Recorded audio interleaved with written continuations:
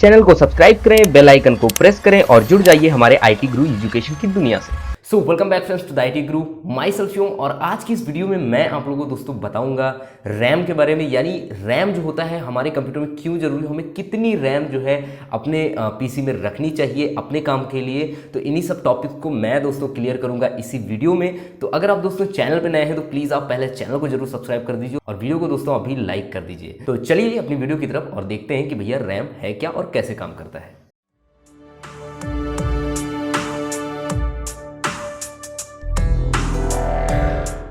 भैया आप सभी के पास दोस्तों अगर एक लैपटॉप है या मोबाइल फ़ोन है, यानी जो भी चीज़ें हैं इन सब में दोस्तों आपको रैम मिलती है। और रैम आप सभी वाकिफ़ हैं इस शब्द से, क्योंकि आजकल बहुत ही पॉपुलर है। कोई भी बंदा फ़ोन लेने जाता है तो सबसे पहले ये पूछता है कि भैया रैम कितनी है, यानी हमारे फ़ोन में रैम कितनी है। उनको लगता है कि रैम की वजह से मोबाइल है या फिर कंप्यूटर है वो फास्ट चलता है, और ये सही बात भी है। तो लोग सबसे पहले रैम को प्रीफर करते हैं। 3 GB रैम का मोबाइल है या 4 GB रैम का मोबाइल है, सीधे वैसे कंप्यूटर में भी चीज़ें होती हैं। कंप्यूटर में 4 GB, 8 GB या 16 GB या 32 GB ये सब आखिर क्यों लगाए जाते हैं, और इसी तरह ये सिस्टम को फास्ट भी करते हैं। अब अगर एक मेन पॉइंट आता है कि रैम है क्या, तो रैम एक रैंडम एक्सेस मेमोरी यानी एक टेम्पररी मेमोरी है जो कि सिर्फ तब तक वर्क करती है जब तक आपका सिस्टम या आपका मोबाइल ओपन रहता है।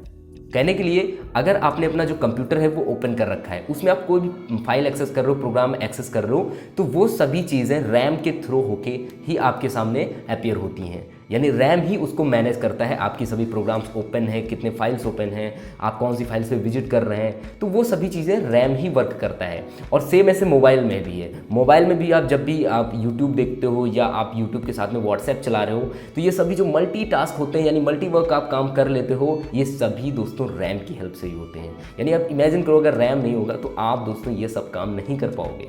तो रैम दोस्तों बहुत ही मेन कंपोनेंट है आपके मोबाइल का, आपके कंप्यूटर सिस्टम का, या फिर दोस्तों जो भी डिवाइसेस हैं, जो भी सॉफ्टवेयर एंड हार्डवेयर का इंटीग्रेटेड सिस्टम रहता है, तो उसमें दोस्तों आपको रैम दोस्तों मस्ट है। तो अब दोस्तों बात आती है कि रैम हमें कितनी चाहिए, यानी अपने सिस्टम के लिए हमें कितनी रैम चाहिए कि हमारा जो सिस्टम है वो परफेक्ट वर्क करे। सो बेसिकली ये कई सारी कैटेगरीज हैं कि आप क्या प्रीफर करते हो, यानी आप किस काम के लिए आप अपना पीसी ले रहे हो, या आपके पास जो पीसी है उसमें कितनी रैम है और आप कितनी चाहते हो कि एक्सपैंड कर लो तो मेरा काम सही से चलेगा। अब अगर मैं दोस्तों आपसे बात करूं भैया बहुत ही पुराने ज़माने की, तो भैया वहाँ पे हमको मिलती थी आपकी 128 MB रैम, 512 MB रैम, जो मैंने पर्सनली यूज किया है। और मैंने 512 MB रैम से शुरुआत की थी, और अभी तो हाल ही में नए नए पीसी जितने आ रहे हैं वो 4 GB 8 GB से नीचे तो बात ही नहीं करते।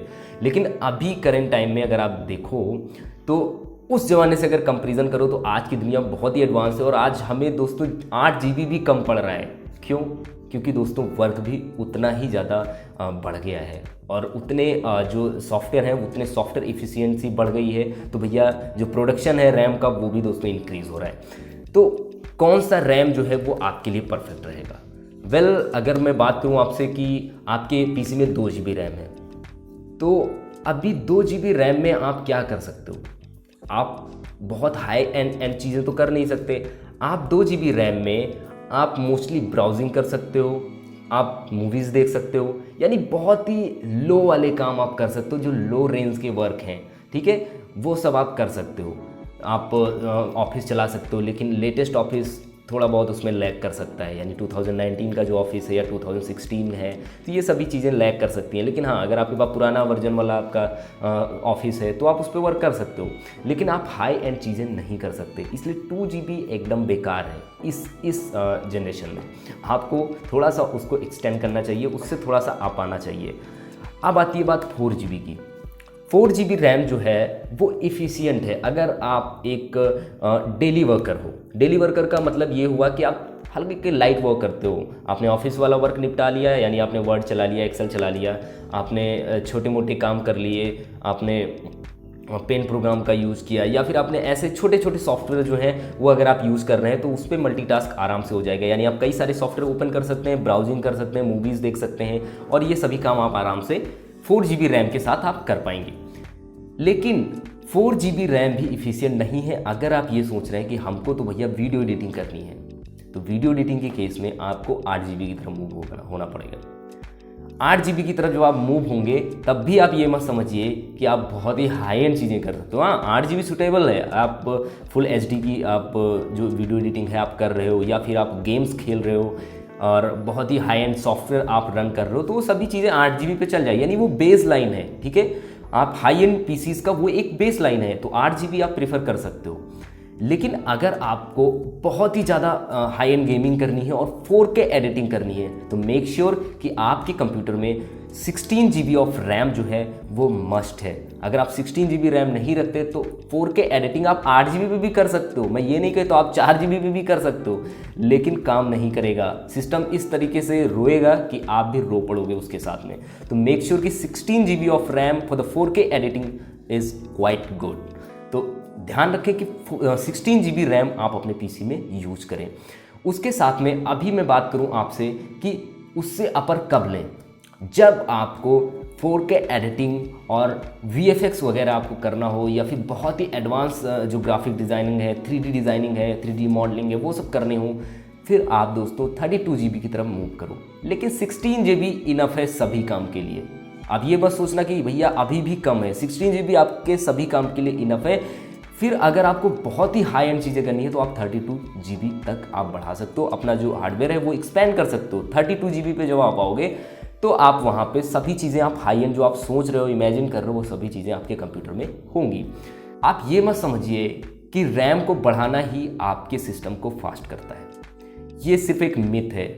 हाँ, फास्ट तब करता है कि मान लीजिए कि आप मल्टी टास्क कर रहे हैं, और जैसा कि मैंने बताया रैम का काम कितना होता है कि जब तक कंप्यूटर ऑन है जो भी चीज़ें हो रही हैं वो उसको रिकग्नाइज करता है, यानी उसको अपने माइंड, जैसे हमारा माइंड है, अभी मैंने जो चीज़ अभी मैंने बोली वो मुझे याद है, लेकिन मैं थोड़ी देर बाद भूल जाऊँगा, हो सकता है ना भी भूलूँ, लेकिन कुछ केसेस में मैं भूल सकता हूँ। तो ऐसे ही रैम होता है दोस्तों, रैम एकदम भूल जाता है, शट डाउन होने के बाद सब कुछ भूल जाता है कि मैंने अभी किया क्या था, लेकिन जब तक पीसी ऑन रहता है उसको सब याद रहता है। यानी अगर आप फोटोशॉप आपने खोला या फिर आपने ऑफिस खोला, तो ऑफिस जब आपने खोला फिर ऑफिस आपने बंद कर दिया, और अगेन जब आप ऑफिस पे क्लिक करोगे तो ऑफिस बहुत ही जल्दी से खुल जाएगा। क्यों? क्योंकि उसने रिकॉग्नाइज कर रखा है कि हाँ भैया अभी इस पीसी में ऑफिस खुला था, इसका मतलब ये बंदा ऑफिस यूज़ करता है, तो इसलिए उसके लिए वो रेडी रखेगा, और जैसे ही आप क्लिक करोगे बहुत ही तेज़ी के साथ खुल जाएगा। लेकिन फर्स्ट बूट में, यानी कंप्यूटर जब आपका ऑन होता है, तो उस केस में जितने भी सॉफ्टवेयर हैं इसीलिए स्लो खुलते हैं, क्योंकि वो फर्स्ट टाइम रैम जो है वो रिकग्नाइज करता है कि भैया आप खोल क्या रहो, सभी स्ट्रक्चर, हार्डवेयर, वो सभी चीज़ें चेक करता है, और सभी चीज़ें चेक करने के बाद वो अपने पास रिजर्व कर लेता है। और जब आप पीसी को जितने भी सॉफ्टवेयर हैं उनको अगेन आप एक्सेस करते हो, तो सभी चीज़ें रैम उनको याद करके रखता है।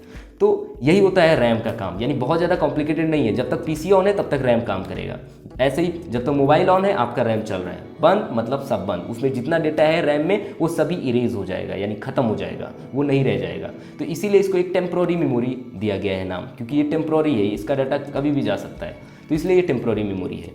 तो अभी जो है जैसे लोग सोच रहे हैं कि भैया अगर हम सिर्फ रैम बढ़ा लें काम हो जाएगा, नहीं भाई, आपको प्रोसेसर भी एक्सपेंड करना है, और प्रोसेसर के साथ में रैम की जो कंपैटिबिलिटी है वो भी देखनी है। जैसे आपने मदरबोर्ड लिया, अब मदरबोर्ड जो है वो DDR3 सपोर्ट करता है, तो आप DDR4 रैम आप उसमें नहीं लगा सकते, आप DDR2 भी नहीं यूज कर सकते। तो इन केस में आपका जो मैकेनिज्म है, आपके जो मदरबोर्ड का मैकेनिज्म है, वो भी आपको ध्यान में रखना है, यानी सभी चीज़ें कंपैटिबल हैं कि नहीं है। तो रैम लेने से पहले आप ये जरूर चेक करिए वो DDR3 है, DDR4 है, या फिर DDR2 है, DDR1 है, या फिर जो भी है। आजकल के जो जितने भी मॉडर्न कंप्यूटर आ रहे हैं वो आप यूँ समझ लीजिए सभी DDR4 पे हैं, ठीक है। बहुत मोस्टली आज से 3-4 साल पहले, 5 साल पहले के जो कंप्यूटर थे वो DDR3 पे चलते थे। आजकल के जो मॉडर्न है वो सभी DDR4 पे हैं। तो आप एकदम आंख बंद करके, अगर आपने रिसेंट में 2 साल पहले आपने कोई कंप्यूटर लिया है तो एकदम कंफर्म है कि वो DDR4 पे ही होगा। तो DDR4 की रैम आप चूज़ कर सकते हैं। इनमें भी दोस्तों जो रैम की जो क्लॉकिंग स्पीड होती है, जैसे आप मेगाहर्ट्ज़ है, गीगाहर्ट्ज़ है, तो रैम भी दोस्तों मेगाहर्ट्ज़ में आती है, यानी 2400 मेगाहर्ट्ज़ की। तो ऐसे में रैम को आप एक्सपेंड कर सकते हो, यानी आप क्लॉकिंग स्पीड जो है उसकी देख सकते हो कि कितनी आ रही है। तो आप 3000 मेगाहर्ट्ज़ तक आप जा सकते हो, लेकिन वो भी देखना है कि आपकी जो मदरबोर्ड है वो कितने मेगाहर्ट्ज़ तक आपकी रैम जो है वो सपोर्ट करता है। तो अलग अलग वेरिएंट्स आते हैं, अलग अलग मदरबोर्ड्स आते हैं, और सबकी अपनी एक अलग कहानी है। अब जो 32 GB है, तो बहुत सारे मदरबोर्ड में दोस्तों आपको 32 GB तक दोस्तों कंपैटिबिलिटी नहीं मिलती। तो मेक श्योर कि ये भी ध्यान में रखें कि मदरबोर्ड जो है वो कितने GB तक आपकी जो रैम है उसको एक्सपेंड कर सकता है। तो ये भी एक चीज़ें हैं जो गौर करने वाली है। अब जो बहुत ही इंपॉर्टेंट बात है वो ये कि बहुत लोगों के पास दोस्तों 16 GB रैम है, लेकिन सिस्टम में उनके दोस्तों 4 ही GB दिखा रहा है। ऐसा क्यों होता है? क्योंकि आपने जो अपना ऑपरेटिंग सिस्टम है वो आपने 32 बिट में आपने इंस्टॉल किया है, इस वजह से ये दिक्कत आती है। 32 बिट में हम सिर्फ 4 GB रैम को ही एक्सेस कर सकते हैं। आप 32 या फिर 16 या फिर 8 GB तक आप एक्सेस नहीं कर पाओगे। आप 4 GB से ज़्यादा आप 32 बिट का अगर आपने विंडोज़ आपने इंस्टॉल करवाया है अपने PC में, तो आप 4 GB तक ही एक्सेस कर सकते हो। अगर आप 8 GB या फिर 16 GB एक्सेस करना चाहते हो तो भैया आपको 64 बिट विंडोज़ की तरफ आपको मूव होना पड़ेगा। तो उसके लिए आपको अपना सिस्टम जो है वो अपग्रेड करवाना पड़ेगा 64 बिट में, और उसके बाद आप फ्रीली इंजॉय कर पाओगे जितने भी GB आपको मिलता है, 16 GB 32 GB जो भी है, आप आराम से इंजॉय कर पाओगे। और मैं दोस्तों अपनी जो रिकमेंडेशन है वो ये दूंगा कि आप आजकल के जो मॉडर्न लैपटॉप्स हैं जो आपने अभी रिसेंट में बाय किए हैं 2 साल पहले या 1 साल पहले, तो आप अपना जो कंप्यूटर है वो हमेशा 64 बिट में ही रखिए, क्योंकि प्रोसेसर आपका 64 बिट के साथ कंपैटिबल होता है। तो इसलिए 64 बिट में आप रखेंगे तो आपका प्रोग्राम काफ़ी इफ़िशियंट वे में आपका वर्क करेगा और आपके जो कंप्यूटर की स्पीड है वो भी काफ़ी अच्छी होगी। तो आप 64 बिट का ही प्रोग्राम आप चूज़ करें। तो आई होप दोस्तों कि ये एक ओवरव्यू था और एक मेरे तरह से ओपिनियन था रैम के ऊपर। तो आई होप कि ये वीडियो आपको पसंद आई होगी और आपको समझ में आ गया होगा भैया कि रैम जो है कितनी हमें लेनी चाहिए और हमारा क्या पर्पज़ है कि हम उस रैम को कितनी चूज़ करें। तो अगर दोस्तों वीडियो आपको पसंद आई हो तो प्लीज़ आप हमारी चैनल को ज़रूर से ज़रूर सब्सक्राइब कर दीजिए और वीडियो को लाइक कर दीजिए, क्योंकि मैं आपके लिए रोज़ ऐसी वीडियोज़ लाता रहता हूँ। तब तक के लिए दोस्तों जय हिंद, वंदे मातरम।